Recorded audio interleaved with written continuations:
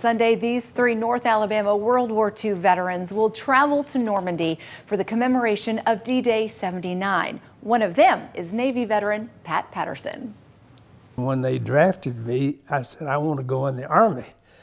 And this recruiter said, I'm sorry, son, but we need more men in the Navy right now. You're going to be in the Navy. Pat Patterson was then sent off to training where he learned to be a signalman. I started with semaphore flags, and then we got to lights, where you had a 12-inch light, and you signaled about dot dash, dot dash.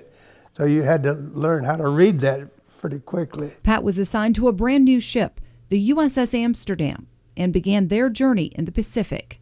On board, Pat was assigned specifically to the ship's captain. We were always on the lookout for kamikazes or submarines. But you know, I never got frightened. That is, until they ran into a major storm. We got in a typhoon one time, and that ship was going,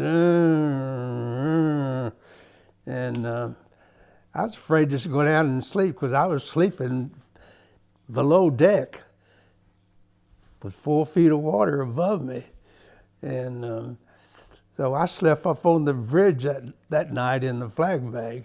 The USS Amsterdam was anchored near the USS Missouri in Tokyo Bay on September 2, 1945. The young signalman witnessed history from the lens of his field glasses. I could see who was on that ship for the U.S. Mo and identify who was there. They were signing the armistice on that ship. I walked the streets of Tokyo 2 days after Japan surrendered, and there was not a living soul around there. I mean, it was like a deserted city. As time moves on, his memory remains sharp. The coolest thing that I can remember about being in the Pacific was we'd been to sea for well over a month.